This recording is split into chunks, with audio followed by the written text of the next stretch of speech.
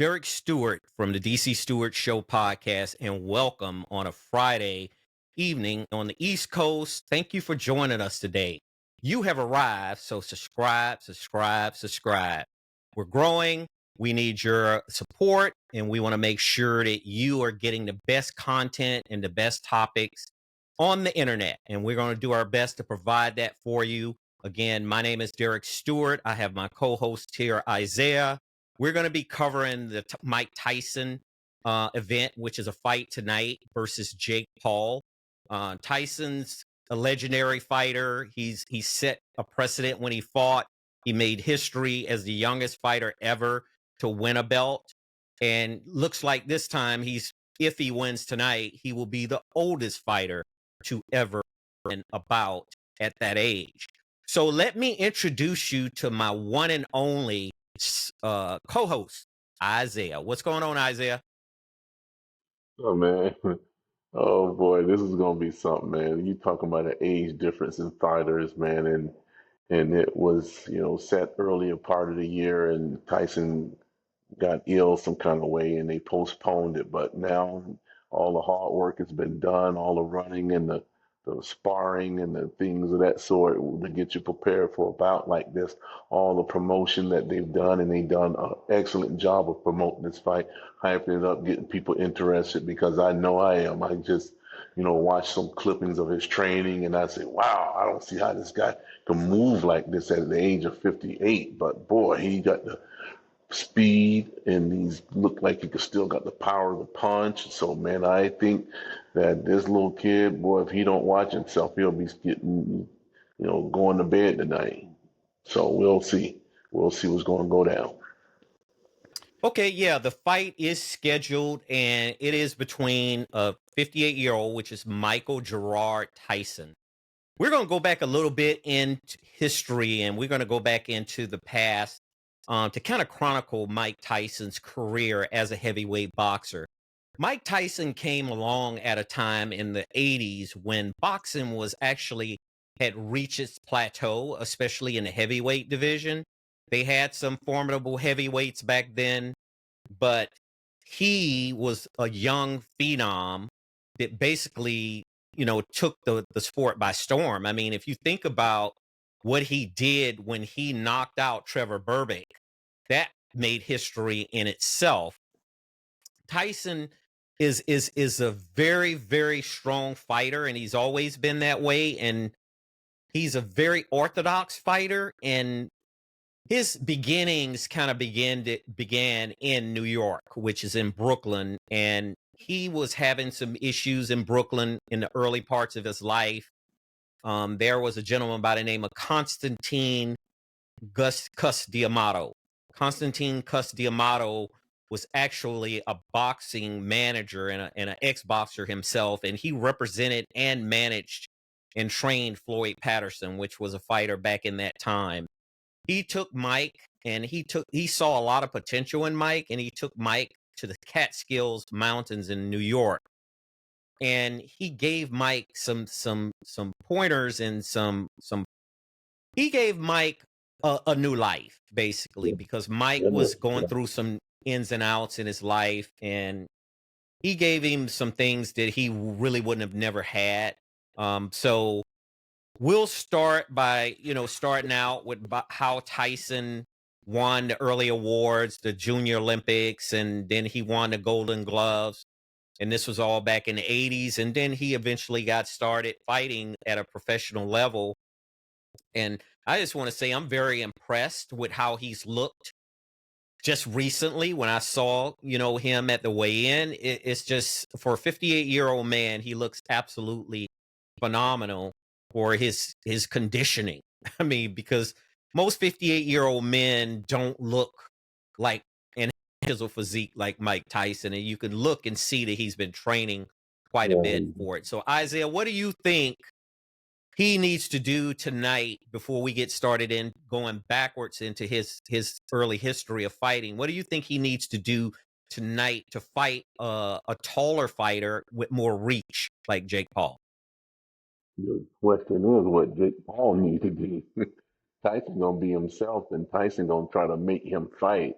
his type of brawl, which is slug it out. And that's what's going to be the difference in this fight. And I think it's Jake Paul coming there trying to slug it out is going to be a quick one.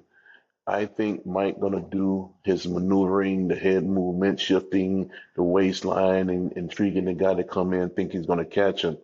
And Tyson going to get him in the ribs, and he'll go through the shoulders. He'll do the hooks and the uppercuts. And man, the speed of him still is remarkable to see a guy at that age to move like he's moving. And I just think if Jake come in there without good jabs, and I've seen every fight that had an advantage with the height, with a jab, gave Mike trouble. The rest of them that tried to go in there and have a slugfest with him, it didn't end well for those folks. So that's what I think Jake need to do. He need to jab and move and run and do all that other stuff just to survive. But if he come in there trying to slug it, he's gonna get caught, and that's gonna be the end of him, even at the age of 58. Well, Jake Paul looked like he has put on quite a bit of weight to fight this fight. He's basically a cruiserweight. I mean, he's never really formally a bona fide heavyweight, and he's fighting in the heavyweight division now, but he's basically a cruiserweight, and a cruiserweight is anywhere from 190 pounds to 220 pounds. It could fall anywhere in between that. And then when you're talking about heavyweight, you're talking about heavier than 220 pounds. Yeah. So I would think, and I would never underestimate Jake Paul. Jake Paul has not really technically had a fight against a skill fighter like Mike Tyson. So you do have quite a few points that, Paul needs to make sure that he stay out of the way of that uppercut that Mike has, because that uppercut is dangerous. I mean, he sets you up for it. Yeah. And I've seen him knock so many people out with that one particular move, like you say, that head bobbing, and then he just that Yeah. uppercut comes out of nowhere. I mean, literally. So Jake Paul will really have to fight tonight and jab and move, jab and move. Right. Yeah. And when he gets an opportunity to get in, really tight with Mike, he needs to put all of his body weight on Mike, Yeah. to try to actually, because Mike's 58 years old. I don't know what his endurance and his stamina is now, but if you're leaning on a fighter like that, it tends to wear them down a lot faster than normal, than usual.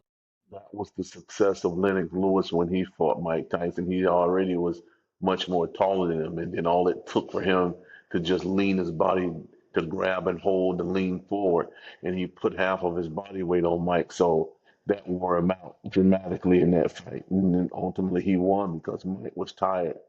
But if this guy don't have that type of game plan, he gonna be in some trouble, man.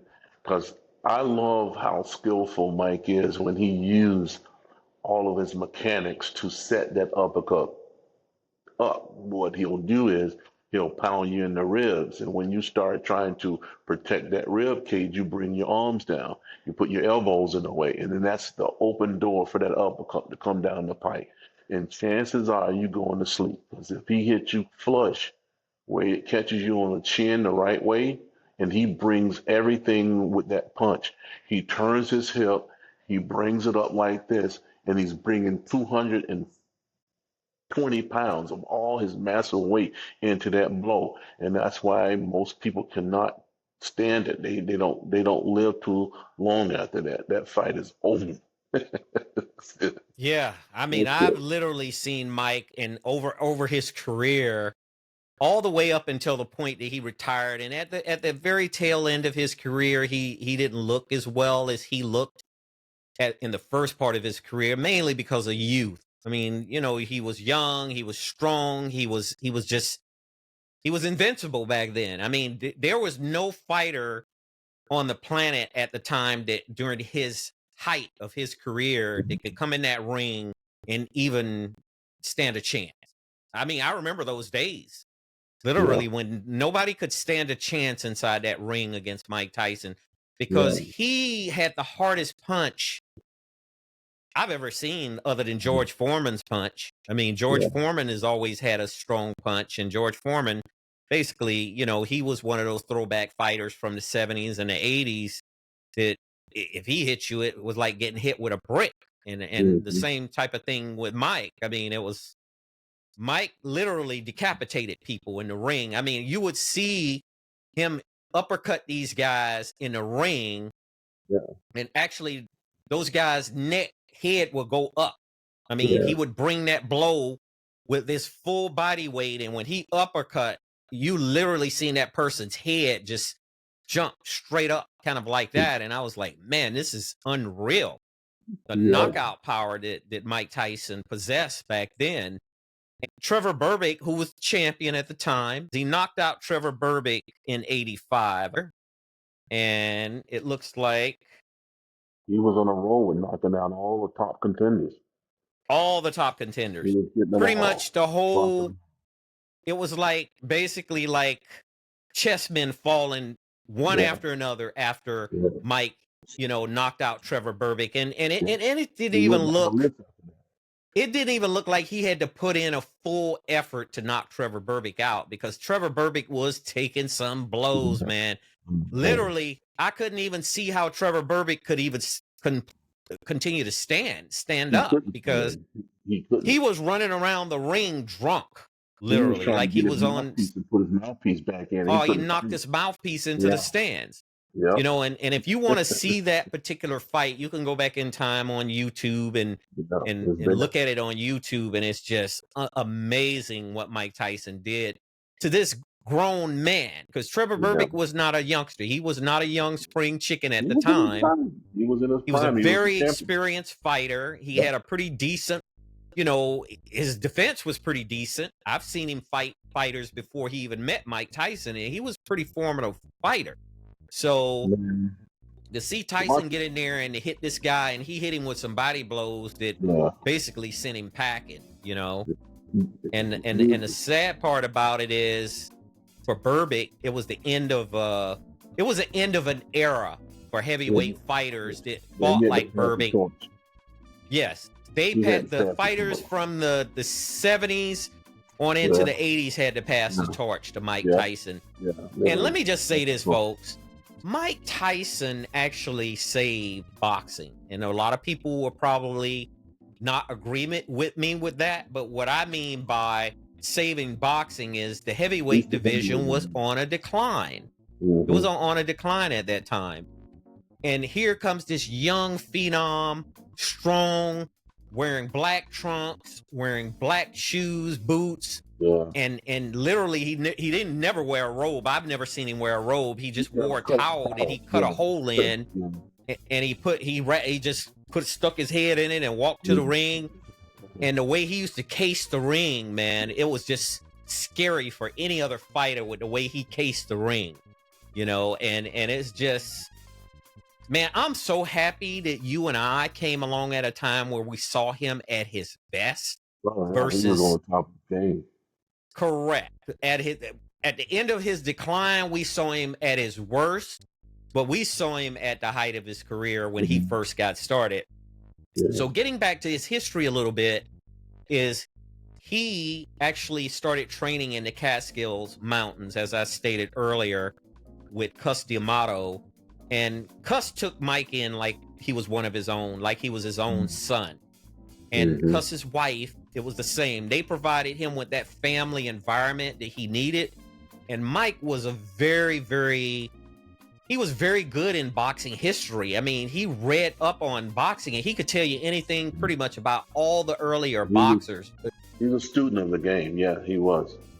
Exactly. He He was somewhat of a student of the game. And just to see some of the video clippings of Mike sitting in having breakfast with Cus and the rest of the family, because Cus took in a lot of other boxers. He took in a lot of other kids, and he was a surrogate for all of those young people, those young kids, to help them overcome some of the obstacles that they had coming out of the cities and from their backgrounds and stuff. And Mike just, boom, he just went into a Rocky Marciano. He could tell you what dates that Rocky Marciano fought. He could tell you what dates that Joe Louis fought. And that was just very impressive to me, to have a young man that was that smart and skilled enough to be able to take a little bit from every one of those earlier fighters and incorporate that into his own strategy when he fought, Mhm. and he was a 16-year-old kid. I mean, and he started out and he had the best of the best of training, he had the best of the best of equipment, um, people that supported him. He had the best of the best. So, Isaiah, tell me, what do you think catapulted Mike to the point where he knocked out Trevor Burbick? What was the main point? Because I Teddy Atlas was part of that whole, so those camp, and Teddy Atlas helped train Mike to start Mhm. out. So tell me a little bit about what you think about how did they prepare for Mike to the point of Trevor Burbick? Well, what I seen in that fight, and I remember it, really remember that fight. Mike just went through his guards. He would have his guard and his defense up, and Mike would just blow right through his guard. Man, he would have his hands and gloves up like this, blocking his face. Man, Mike would just go right through his guard. He just took it to him. He just was like a pit bull, just approaching with that pit bull approach. He would go right at him, man. He just have no defense. He would try to punch to keep Mike at bay, but Mike would catch him in the stomach and slow him down and get him in the corner and just wear him out. And every time he started to try to put his game plan together, Mike would just blow right through it. He just had no defense for at all. And eventually he started getting caught with some massive freaking hooks, and after a while, he just couldn't endure it. He got hit with an uppercut and a hook. He fell down, and the ref got him and gave him the 8 count, and he caught him again. He fell down again. And that last string of blows, like boom, boom, boom, he got up and he fell back down. He got up, fell back down again. He started looking for his mouthpiece. And Mills Lane just said, "That's it. You don't get killed, man." So he just stopped it.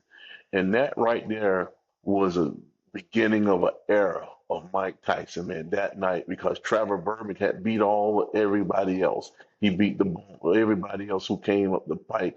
He just lit them up.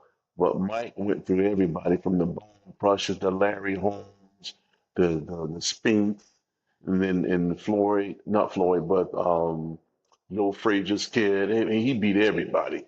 So he didn't get beat until he started having like out of the ring type of trouble. When he started having issues with his marriage and stuff out in the street, and it, kind of took his mind away from boxing. And then ultimately he got incarcerated. But man, before then, nobody could beat him. No matter what kind of strategy you had, he was just knocking you out, man. And the fights was like record-ending fights, 18 seconds, 1 minute, things of that sort. So, man, I think he's going to do the same tonight with this kid. If this guy don't watch out, he going to get caught with an old school hook and an old school uppercut, and that thing might send him to bed. Because I don't think this guy ever imagine the power and the strength and the experience that Mike has. But you also have to factor in age, though. So, do you think Mike has Yeah. lost anything as far as because age does catch up with you? I mean, you're not the same as you were in your 20s and your 30s. It's just that Yeah. sometimes the stamina is not there. Sometimes the strength is not there. You still think Mhm. Mike have that knockout I power think that he that had back then to knock out a 27-year-old tonight? well, you can't keep all of that stuff. I'm not saying that I'm not an idiot now. But what I think Mike's going to do is use his experience on him. The experience to compensate for some of the elderly stuff that he's going to have in the ring. He's not going to look like he's 20 years old. I'm not suggesting that. I'm suggesting the fact that if you got an inexperienced kid who's been not, I mean, this is not his forte. This is not his game. This is Mike's game, and Mike's going to use his experience on this guy. You think of how many fights that he had, and he fought these skilled fighters who had been to the Olympics, like Leon Spinks and the rest of those guys. They were, Olympic winners, and he was knocking them out. So with this little kid coming in there with not that type of boxing experience, Mike's going to use those things. He can reflect back on certain fighters that he beat years ago, and this guy only, been an entertainer. And when this thing could get ugly in there, and I think that's what's going to happen because if he come in there thinking, oh man, this guys look old because it might look like a 58-year-old in his face, his body Hmm. don't. So Yeah, all he just right. look like that. But we're gonna see what's gonna happen, man. I'm just eager to see it. It's just exciting to me because I always reflect on these moments when he was in his 20s, man, when he was just taking them all out. I remember when he fought Larry Holmes, when he fought Larry Holmes, and Larry Holmes was just an artist when it came to boxing. He was so skillful and so crafty, and man, he couldn't stop Mike. He was throwing those swift jabs, and he'll move out of the way and throw those swift jabs. Man, Mike was just going at him like a bulldozer. He just got caught with Holmes's punches and just kept coming. So you needed a sledgehammer to stop this kid at that time. So I'm thinking if this guy don't have the sense to stick Mike and run and stick Mike and run, stick Mike and hold, I think it might be a bloodbath, man. I think the guy gonna have a snotty nose with blood coming out of it because Mike still look like he have that power that he used to possess. Not all of it, but a lot of it, because I watched him train with the trainers, and man, he hit these guys, and they are filled with cotton and protection around their midsection and stuff like that. Man, these guys almost threw up when he was hitting them in the stomach and the ribs, man. So he still got a lot of that power, man. I'm telling you, we'll see if gonna go down. I think you're getting a little too overly confident with Mike tonight, and let me tell you why I think you're getting too overly confident. You're looking at a frame of Mike Tyson and a legacy of Mike Tyson. I believe that's the way you're looking at it. And help correct me if I'm wrong when I finish.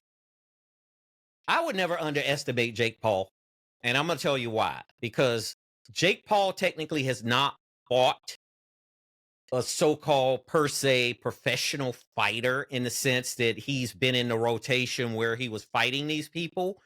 But some of the fights that he's fought, and you are right, he is an entertainer. He was an entertainer, especially he was a YouTube phenomenon and influencer, and he was very successful at that. He took it serious. I mean, he literally embraced boxing and he brought boxing into his everyday focus and function to be, to be able to box. I mean, because if you want to take a sport like boxing to the next level, you can't really go into it half-hearted. And what I'm saying is Jake Paul might have started out half-hearted, but I think he's full-hearted in it now. And if you ask me tonight, you're saying the things that Mike might do to him. I'm thinking of what Jake Paul might can do to Mike tonight. And it might Yeah, not be pretty for Mike because at the that's very fair. tail end of Mike's career, Mike was fighting a lot of bums, man. He was fighting a lot of bums, and these people were literally punching him and balling him up. So help correct me if I'm wrong with that. Well, you then mentioned Jake been fighting bombs too, so it evens out. So I'm gonna go out on a limb right now. Is if Jake beat Mike, I want to send you a card where you can go out there and eat you a nice steak at a steakhouse. And the same thing applies. If Mike beat him, I want you to send me. I ain't got to go out. Just send me my Omaha Steakhouse like you're supposed to. And I don't want to wait after Christmas or the New Year's to come through before I get them. So this is what we're gonna go ahead and do. I'm pulling for Tyson. You pulling for Jake Paul. Exactly. So we like them both, but I'm pulling for Tyson. You got the young guy, Jake Paul. I So think we're Jake gonna do Paul is going to shock everyone tonight, and just mark my words that it's an 8 round fight. So think about this. Okay, right now it says here it's 8 2-minute rounds, shorter than the standard 3-minute rounds in a 10 to 12 round bout. So it's a shorter fight, and as it wears on, I think it's going to be more favorable to Jake Paul than it is to Mike Tyson. And the reason I say that once again is because age sets in and you're not the same. Your body aches and you don't have that same, power and strength that you used to have. And can Mike go 8 rounds tonight? Let's just say if it's a draw all the way up until the 7th round, you think he can go 8 rounds fully tonight? He's trained for it, so I would think he Think could. he's gonna But be there. According to him, he's been hitting the gym at 11 and leaving at 4 and 5 o'clock. If you can do that in the gym for that length of time, training and running and bouncing and hitting every bag and sparring for that length of time, that's a job, as opposed to someone who had to gain weight, get a big old fat stomach, and come up. Mike went down. Mike was kind of chunky a couple of years ago. He's chiseled and lean now, so that means his endurance should be, much better. Now you got a guy who just picked up some weight, so he don't have the problem with the stamina because he's carrying weight that he never had before. So right. we gonna see. We gonna see, man. I'm pulling for him. You pulling for the kid. All right. Well, I'm trying to look at it from a logical standpoint of view more so than pulling strictly for Jake Paul. It just seems like with youth, everything tends to lie in his favor when it comes from a standpoint of youth and his ability to be able to put on that weight, to be able to take those punches, which we'll find out tonight because we gonna Mhm. find out real fast tonight whether he could take a punch. And if he can endure and sustain those punches that Mike throw at him and hit him with, I think he has a good chance of winning the fight or coming out to a draw and not getting it, not getting knocked out. Let's just say that, you know. Well, I watched the fight when he had with Roy Jones. Now, Roy said he was Roy super Jones, man, scared. come on, man. Roy No, Jones was you ain't let freaking me washed finish up. my damn point, man. God, oh, Mike, Mike was trying to catch him, but Roy said he was scared. He ran. That's what I'm telling you. And then, so I'm only saying this to say that's what Jake Paul had to do in this. Man, why don't you use another example other than Roy Jones? Roy No, Jones but was I'm at just telling. Roy Jones. It was a comedy show is what I'm Yeah, it getting was a at, man. It comedy. was it True, wasn't a true. freaking real fight. He had on headgear. He had a Right. few moments to breathe in between rounds and all this type of stuff. It was an exhibition where these guys was only having fun. They wasn't hitting each other with everything, but they ain't want to take no chances. When the fight was going freaking click inside because he get crazy sometimes. Just like he jumped on a guy on an airplane. So he threw a Yeah, gun to I get remember past that. him and he started slugging him. I So, remember that. So here's Mike's career in a nutshell. Mike literally he had 50 wins and 44 knockouts. So 58 fights, 50 wins, 6 losses over his entire career. And that is impressive because but it I think, was like you said, if he not wouldn't them have had that down. case, that rape case, hanging over him, kind of like a dark cloud, who's to Mm-hmm. say Mike could have pretty much easily went undefeated? I would think, if he wouldn't have had that rape case, that just really set him That back destroyed him big time. when he went to prison for that, and Mm-hmm. he was really never the same He when he wasn't the came out of same prison. thing. Although he did stay in shape and he was able to fight, That's- continue his career. His focus Um, wasn't even there at that point. yeah, right. So let me ask you this: which fight in Mike's career would you say that you enjoyed the most in terms of the two fighters with Mike fighting the opponent? Which fight stuck out to you most with him? I mean, someone who gave him problems. I mean, it could be that too. Riddick Bowe. Okay, Riddick Riddick Bowe Bowe. fight was, oh man, it was a slugfest, man. Them guy was trading some haymakers, boy, oh boy. I mean, you can hear those punches. Oh, oh. I And mean, Riddick Bowe, he brought a you load, man. I used to watch him knock people he was out too. catching Tyson on the button, man. And it Yep. showed me in that fight that Michael actually can take a punch too, because Riddick Bowe was hitting him on the button, man. He didn't go down. And it was times where they were just trading blows, man. Boom, boom, boom. And then Mike hit him and he'll fall down, he'll jump right back up with a smile on his face. And man, it was times when I thought Riddick was in trouble, man. He would fight his way out of it and he'll run, he catches, you know, breath, and then they'll go back at it again. That was one of the fights. Now, Jose, a Miami fighter, was the next one that I just couldn't believe the punches Mike was putting on him, and it went the distance. So that fight might be the best.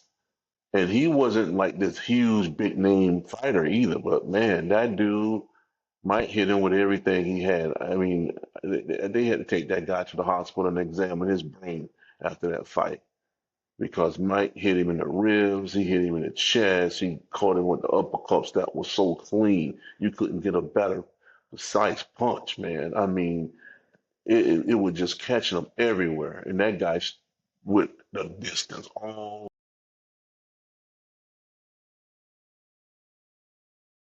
Well, one thing is for sure, Jose Ribalta gave him the toughest fight. I would think that, according to Mike, and this came directly from Mike, he said that Jose Ribalta, he knocked Ribalta down 3 times. And after those 3 times, he knocked him down in the second, he knocked him down in the eighth, and he knocked him down in the 10th round when the referee finally called the fight off. But Tyson would go on to say that Ribalta was his toughest fight, commenting, I hit Jose Ribalta with everything, and he took everything and kept coming back for more. Jose Ribalta stood toe to toe with me. He was very strong in the clinches, and Ribalta was a game fighter who actually engaged me. He said that he felt nauseous after Ribalta's body blows, and even hours after the fight, he said he never felt that much pain, especially in his midsection. So Jose Ribalta did really fight hard, and like you say, he had a jaw made of steel. I mean, because I saw him get hit right on the button, so square that it would have knocked the average person completely unconscious. And Jose Ribalta took the punch and kept coming for more. And he had reach. I mean, he was taller than Mike, so he had reach, and he was coming in for more. He never really backed down and ran from Mike, you know? Yeah. Well, and that's why he was getting hit with everything because he did not run. He didn't run at all. He was challenging Mike the whole fight. Man, it was just a man for man, pound for pound brawl. Now, I've seen some fight that Mike fought that was absolutely hilarious too. I seen so it was a comedy show when he fought Bone Crusher Smith. Bone Crusher Smith thought he would taunt Mike and stick his tongue out at him and shake his head and roll his hand up like this. Man, Mike start caving his doggone temples in with those blows across the head. You know, the guy was out of there. I was like, that's the worst thing you could do. This man possessed this type of force, and you right here taunting him, trying to get him out of his game, and all he did is he was just patient enough to wait till he got those good times to lure him in and got him. He caught him. So yeah, it was a good fight. There was a lot of fights like that. I remember Bone Crusher, and Bone Crusher said before the fight, I'm gonna show this young boy, I'm gonna put these pads on this young boy. I remember that fight. I remember the interview with Bone Crusher, and he really thought that he can handle Mike. And I think Hmm. he once he got into the fight, he knew he was in for a long fight once he started going blow to blow with Mike because his punches really wasn't hurting Mike as Not much at all. At at all. all. Same He thing it with was like Larry hitting Holmes. a robot, somebody like out of a horror movie. You hit him and he keeps coming, you know? Kept him going. He walked right through him. How about Tyrell Biggs? Tyrell Biggs, you know, he was a type of fighter that, because I remember when he fought He was a finesse in fighter, right? Tyrell yeah, Biggs that's was more all he of a was. His finesse fighter. mechanics, his mechanics was, unparalleled, man. How his mechanics was, because he was tall, he was linky, he knew how to run. He had good footwork too. Tyrell Biggs had some great footwork, man. And it just didn't look right to see a guy that tall who can finesse his feet around and then run and he would try to do those Muhammad Ali moves and then he'll punch you and jab you and run. And man, it's Mike got to the point where he said, I know how to stop this guy. When he tried to punch and he'll try to run, I cut the ring off. So he knew he can cut that ring off, make that ring a little shorter where he couldn't run and he'd catch him and stop, man. And next thing you know, it's him too. Another one bit the dust. That's what we used to say back then. Another one bit the dust. That was He just knocked another Tyrell one. Biggs out in the So, 7th round by TKO. mm-hmm. That was it. Yep. Another one. Next They contender.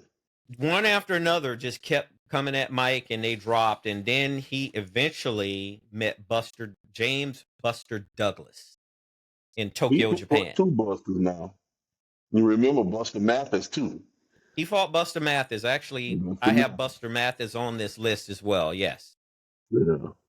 But he fought Buster Douglas in Tokyo. And I Buster, think what Buster was happened with gonna beat him. Mike had a really, really good support foundation behind him with Cus D'Amato. Cus D'Amato passed away. And then Jimmy Jacobs took over. Jimmy Jacobs was more from the legal side of things and, more so the business side of handling fighters for Cus D'Amato. And once Jimmy Jacobs took over, Mike Tyson was damn near unbeatable. And he had Kevin Rooney in his corner, which was one Mm-hmm. of the best trainers in the history of boxing at the time. I really liked the way Kevin Rooney would sit Mike down on a stool over in the corner, and he would just calmly talk to him during the fight and say, "Look, I need you to do this. I need you to Yeah. do that." It was never anything like Kevin Rooney was getting worked up about anything when Yeah. Mike, even though he might have seen Mike take some punches, it was always a calmness to his corner when Kevin Rooney was in his corner at the time. And he fired Kevin Rooney after he started hanging out with Don King, and Don King took over all of the promotions for him because what happened is Bill Caton took over when Jim Jacobs passed away. And Bill Caton was more of a manager type lawyer, business manager type thing too. And his career stayed intact up until Bill Caton passed away. Once Bill Caton passed away, then in comes Don King. Yeah. And you know how Don King was. Yeah. Don King Yeah. was Don King. Mm-hmm. Mr. Hair himself, Don King. So what I'm Yeah. trying to say is this. Mike lost total focus on boxing when he showed up in Tokyo for They that just fight against playing. Buster Douglas. They go Too to much partying. partying, Yeah. not taking the fight serious, not training like he should have. Buster Douglas was very beatable. He was literally a He journeyman was fighter. everybody after that. Yeah. He couldn't even win a fight technically Yeah. after that Tyson fight. But he got loaded with some money and got fat and ugly and black and everything. It seemed like he got darker when he beat, right? And started losing everything, man. Holyfield knocked him right out with no problem. That's right. Yeah. So what Buster Douglas said in one of his interviews was he was going to go in because he had the reach. He was a taller fighter too, and he had that jab. And Mike caught him. Mike caught him on one, and he went down. And a lot of people Hmm. say that Buster Douglas didn't beat that count. Yeah. He did not beat that count according Yeah. to Mike Tyson's corner, and Corner. according to Yeah. people that was in the Yeah. Tyson camp said that he was technically supposed to be counted out on Yeah. that one, Kind and of. Mike would have Yeah. won that fight. He won the fight, right? But beyond that, since he wasn't counted out, he got back up, and he was pretty ticked off that he got knocked down like that. And he just literally starts saying that, look, I'm going to push this guy. He literally started manhandling Tyson in the ring. He was throwing Tyson around like he was a Yeah, he was rag doing doll, everything. Yeah, he leaning on him and catching, holding him and stuff. pushing him, Yeah, elbowing him, the same stuff Tyson used to do to people. Buster yeah, Douglas did that to Tyson after yeah. he got back up from that knockdown. And Mike started taking some punishment, and he did not Mhm. have the corner that was prepared or trained for him to be in a tough fight like he was with Buster Douglas, later No, into the fight. yeah. Man, those But guys in his corner, God, I don't know where he got those guys from. You know, Yeah. they had this big, huge rubber, looked like a rubber balloon that you fill water with. We used to throw water balloons at people, and they were putting that on Mike It's on his Tyson's eye. face, Yeah. His you know, eye was because his puffy. face was swelling and his eye Yeah. was swelling up. And I'm like, what the hell are these guys doing, man? I mean, and that just goes to show you right there another Inexperienced corner. inexperienced Corner. situation Yeah. where Don King, those people I guess were part of, you know, the camp Yeah. overall, and they just No, wasn't nothing prepared ready for for him at all. him to have to get into a fight where it was a dog fight between him and the Yeah. opponent, and that's what happened with Mhm. that, you know? They didn't know what to tell him, man. It was, they was all in his gear at one time. Nobody had nothing pertinent to talk about. Don King Exactly. was had his hands in all the man pockets and treating him like he was a party animal. And the next thing you know, his career started taking a nosedive after that. Thereafter, thereafter his Yeah. career did take a nosedive, you know? Here, I have another fighter. Would you say Donovan Razor Ruddock was a good fight against Mike Tyson? Oh, yeah, that was a Razor Ruddock fight. Was amazing too. So what Yeah, was that what was was the what was the height of that fight? I mean, in terms of the exchanges of blows. I mean, what was the climax of that fight with Razor Ruddock? climax was the fact that you see Razor get knocked down and bounce back up. Man, that dude got hit with everything and he'll bounce back up. He just kept getting up, man. That pride and the heart and the character of this fighter, man, that guy kept getting up. That fight should have been stopped early on, but man, he would beat the count every time, and he'll get back up and they'll go back at it, man, because he hurt Mike a couple times in that fight as well. But it was just a flat out brawl, and that height difference was, something too, because he was like 6'3", 6'4". Mike is 5'11", so 5'10". So these guys always was taller than him. So he would be having to reach up to catch him in the face every time he threw a punch. He would be punching up instead of punching level. He will have to punch up at him. He can catch him in the ribs and bring him down to his level every now and then. But to go at their faces, he had to punch up because the guys were so tall. You know, he fought Razor Ruddock twice, actually. Yeah. It looks as though here, I'm reading it right now. It looks like there was Mhm. two fights that they had. Yeah. And If it I can looks recall like, correctly, I think he did fight Razor Ruddock twice. yes. Now, both of them was good fights too. And he TKO'd Razor Ruddock in one of those fights in the seventh round, just as he did with Tyrell Biggs, because I just Mhm. think that Mike just got too strong. He got stronger as the fight went on instead of getting weaker. Uh, Mike Tyson got stronger, you know? And what happened was with that is Razor Ruddock showed a lot of courage and a lot of he never gave up. I mean, literally, the guy was a very good fighter at his time, during his time, and he gave Mike Tyson all he could give him. And Mike Mhm. Tyson took some tough punches. I mean, from Yeah, Razor he Ruddock. did. Yeah. Mhm. Yeah, the Razor Ruddock. He threw a heavy blow, man, when he came about. He Yeah. was 6'3", 228 pounds. That's quite a size for a boxer, Mhm. right? Yeah. Mhm. Especially a heavy punching boxer like Razor Ruddock. And Mike just seemed to still continue to soar to the highest of heights when he always met the moment. Let's just say Mike Tyson always met the moment, no matter how tough or maybe the fight may have been for him. And but it didn't look that way, especially in his first 30 fights. It didn't look like he had to put much effort into it.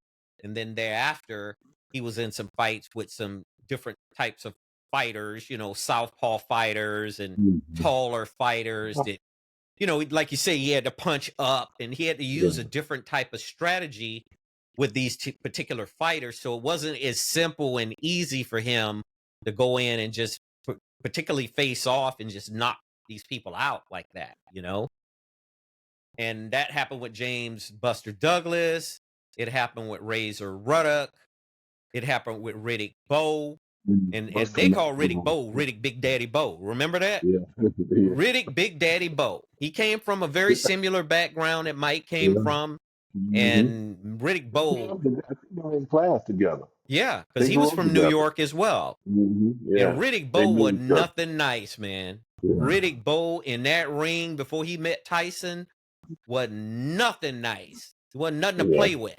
And he was knocking guys out left and right, in that ring at that time. So it was quite a sight to see two adult men in a ring and pounding each other into submission, literally. Yeah. And one comes out the victor and the other one doesn't come out the victor. I think that was the last of those heavyweight bouts like that. Right. After that, you know heavyweight division just took a plunge. There was nobody to carry the load after that because those guys was also some type of they had class with their fighting too. They honored the sport. Now you don't see these kids carrying that mantle where they honor the sport and they respect the sport. It's just they just let it fall apart after those big fights like that in the 80s and in the last part of the 90s. In the early 2000s, after that, it was just done. So the heavyweight division, you don't even hear about it anymore. Yeah. Yeah, you're right. I mean, if you think about it, um, it's just here, and I'm looking up some information here real quick about how the sport and the division of the heavyweights. So now we have a No. situation with heavyweight boxing. No fighter in the United States has held on to the belt pretty much since actually Mike Tyson left. I'm talking about more from a consistency standpoint. That belt Yeah, has been in England for the last yeah, 5 or 6 years, I know for a fact, right? Tyson yeah, Fury over in England yeah. pretty much is still sitting on all the belts. I mean, Mhm. That any don't even belt sound that's right. in the heavyweight division, Tyson Fury is sitting on it. And then Deontay Wilder, he was supposed to have been the next best thing. Him and Mm-hmm. Anthony Joshua and these fighters from the United States was supposed to be able to step up and fill those shoes, and they haven't really been able to do it. Why do you think that?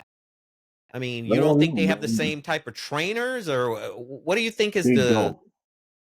They don't. A lot of these kids used to be motivated with boxing and things of that sort to get out of the certain impoverished areas of the United States. And it was a sport where it was an individual thing where you can take a kid and get them in the gym and he'll take a liking to it and you train them and next thing you know they're successful and they can go to Olympics.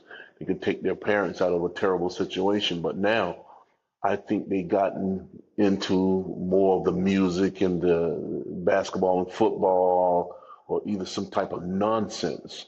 Now they don't even. I just don't hear about the inner city kids going to the gym to box anymore. So that's why I think it's a failed situation with the boxing industry.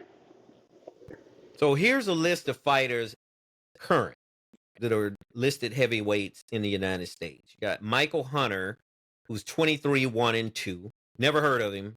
Jarrett Never heard of. Anderson, as of Never heard of. September 2024, 17 1-0.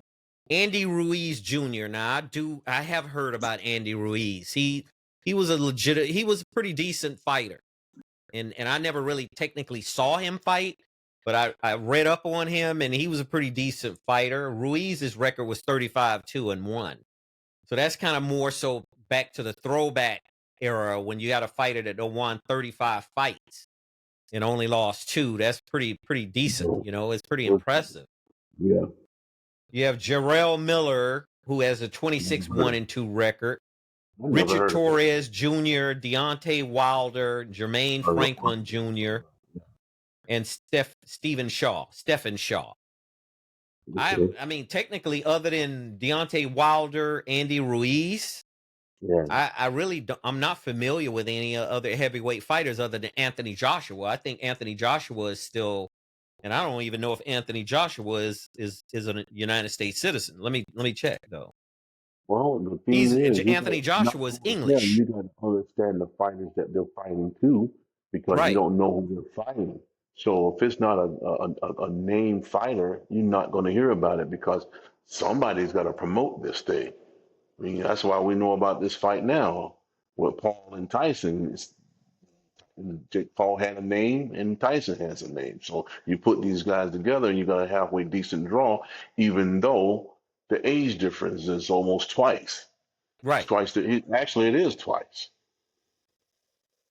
Yeah, Anthony Joshua is a British fighter, so he's a British fighter along with Tyson Fury, and I brought his name up because I did see him fight several times, and he looked pretty decent as a heavyweight fighter, and he's 245 pounds, so and he's 6'6", 245 pounds. That's pretty That, big for a fighter, it is. Yeah. Yeah, and he's got the height and he's got the reach, but you look at his record, I mean, there's been times where he's kind of let down from time to time as well. Right now, 32 total fights, 28 wins, and 25 by KO. So that was another thing. The reason I'm mentioning these fighters is because since Mike and Evander Holyfield have left, and Evander Holyfield was He's never a coming too. true bona fide Hold it. heavyweight. No, He he was he wasn't. was a cruiserweight or Okay. super heavyweight. I He mean, had to bulk himself up to get to the heavyweight division. He exactly. did well once he got there. He didn't do well once he got in the heavyweight division, but he wasn't really a true heavyweight He was a fighter. light heavyweight, right? Kind of a Yeah, well, he cruiserweight. did. Cruiserweight was his actually good fighting weight, but the way you make money, you had to go to the heavyweight division because the cruiserweight don't have that many fighters in there, and then it's not a draw, so they wasn't making any money until you move up to the heavyweight division. Right. So let's get into Mike Tyson's life as a whole. I mean, outside of boxing. He meets Robin Givens. He marries Robin Givens and seemed to be going fairly well. And then all of a sudden, bam, it hits a hard stop where him and Robin Givens goes through a divorce, correct? Hmm. Yeah. It hits that hard I stop think with Robin Givens. there's a lot of parallels to that. I think that from just remembering these interviews with Barbara Walters and them sitting on the couch together, it was some stuff in her ear and pissed Mike off, and Mike used to probably be giving him a couple taps on the shoulder too to be mild with it. But Hmm. when you got everybody else in your relationship, and of course her mom, they claim used to be a gold digger, and told her rather how to treat her husband when she should have just mind her own business, and it just got bad to worse. Her mother was dating Yeah. Dave Winfield, correct? She claimed he gave her some kind of sexual transmitted disease or some crap Hmm. too. I remember those days. Professional baseball player for the New York Yankees, Dave Winfield, correct? I think she sued David. I I think believe she she did sued too. David. Yeah, I think she did. Yeah, she sued him for the very thing you just said here. So at that point in time, Mike started kind of enjoying after the divorce from Robin Givens. He started enjoying being Freedom. single again. Correct? Yeah, yeah. Is it safe to say that he started enjoying the single life again, going out Yeah. partying, Well, he had enjoying a all of his whole boys host of and different types of women hanging and out stuff with like the that? inner city guys that he enjoyed. And, I mean, who he could deal with, who he could relate to. So yeah, you Mike was know. like a kid in a candy store, correct, with the Of women. course, man. You give a guy in his 20s those millions of dollars. He had hundreds of millions of dollars, man, in his 20s. So man, he had if you just think about it, the man had a rocky life, man. I'm talking about it was like a rocky It was a seesaw roller type of, coaster style life. yeah, I mean, because if yeah. you think from where he came from, where he got started to the point of where he was the heavyweight champion of the world at age 21, and then in the middle of his life, he actually started on a decline performance wise, and It, then he got to a point where he reached his low point, to a yeah, point where he was in legal trouble because he was put in yeah, legal jeopardy by attending a black beauty pageant. And I Hmm. don't know what state it was in. I forgot which state. I don't. I'm not sure about the state, but it was a pageant they were at that night, and he had a booty call, and it screwed his life up. And it screwed him up, man. Landed the man in jail and all that type of foolishness. So I want to touch on the fact that when Larry Holmes beat Ali, and Tyson was a little kid, like almost like in an orphanage, and Hmm. Ali was on the phone, and he said that he used to eavesdrop off of the conversations of Kazamato, and it was Ali on the phone, and he let him talk to him, and he said, "I'm gonna get him for you when I get him." So you thinking a 13-year-old kid, and somewhere in the neighborhood of 7 years later, you able to get this guy who beat your ultimate, guy who you well respected and studied and admired, and you got a chance to fight him to get him back. And he said just before the bell ring, Ali told him, "Get him for me." He said, "Will do. I'm gonna take him out for you, man." Right, So, right, right. and I'm only saying to say, just think about it. 7 years later, you rich, you on the top of your game, man, and that gotta be. I mean, like Too many Don King, distractions. It's just yeah, was too many distractions, and Don ruined King America. did not have Mike Tyson's best interests at heart. No, He just did not have it. no, Don King, Tyson was only an ends to a means.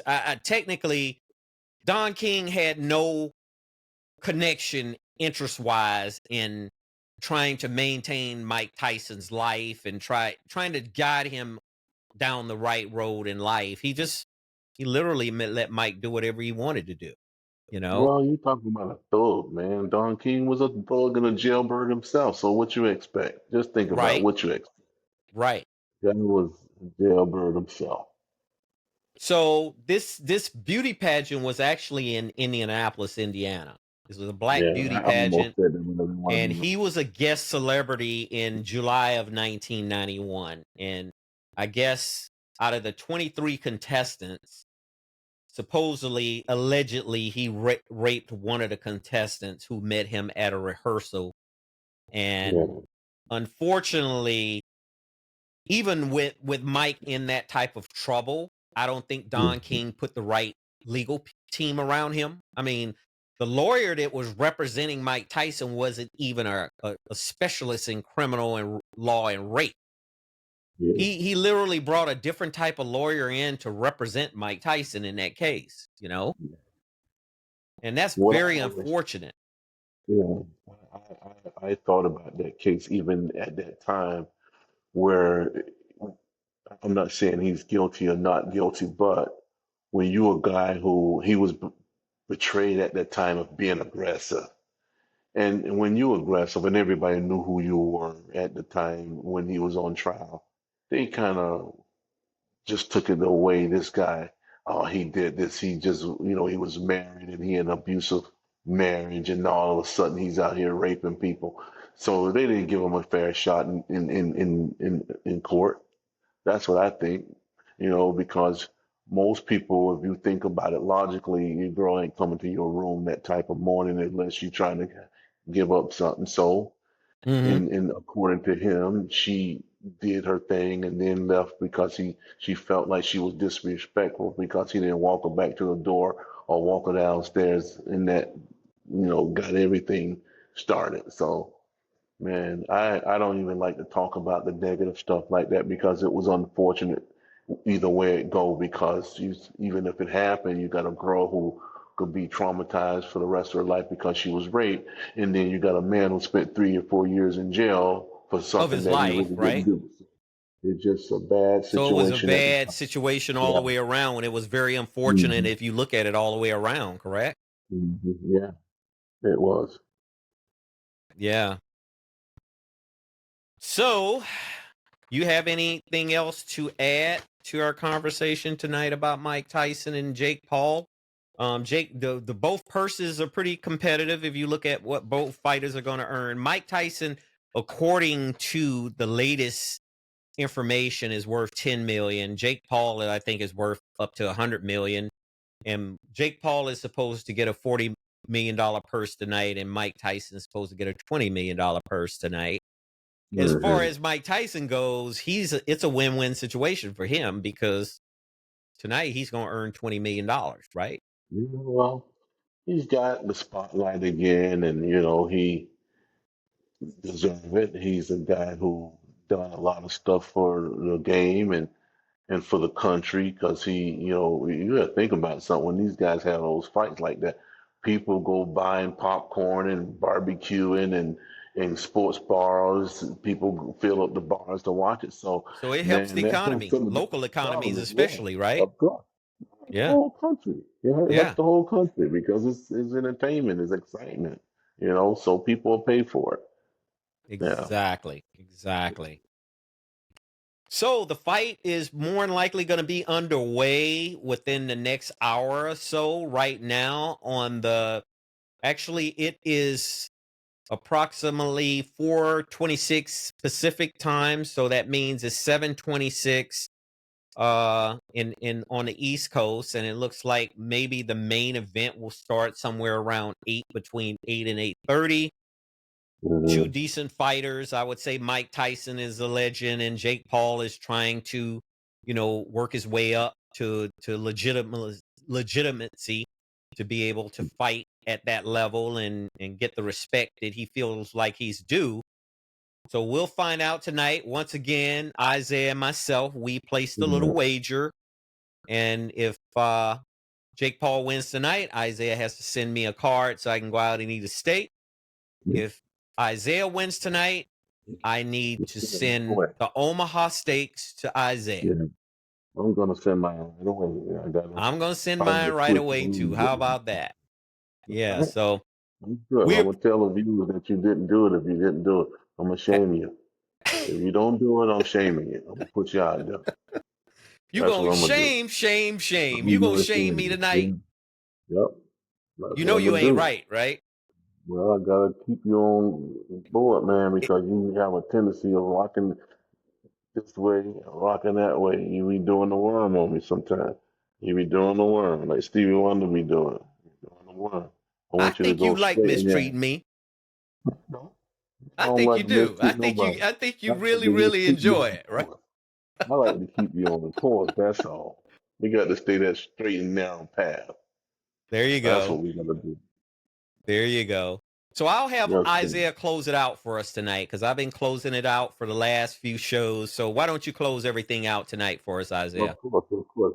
Well, I want to say, we delighted to have everybody on board. Tell your friends, tell your haters, tell everybody what's going down with the podcast, man. And I want y'all to do this for me. Subscribe, subscribe, subscribe. Yes. Good luck to Mike Tyson and Jake Paul tonight. I would second to that. Good luck to both fighters. We pray that there's no injuries and we pray that both of the fighters come out healthy when the fight is over with. We'll call it a night and that's it. And we'll see you again soon on the DC Stewart Show podcast featuring Isaiah. Take care. Yes. Take care of everyone. We'll do it again soon. You've reached the end of another episode of the DC Stewart Sports Talk podcast. Be sure to connect with us at Facebook and Twitter.com. Your voice is important, so head over to iTunes to subscribe, rate, and leave us a review. Catch our next episode.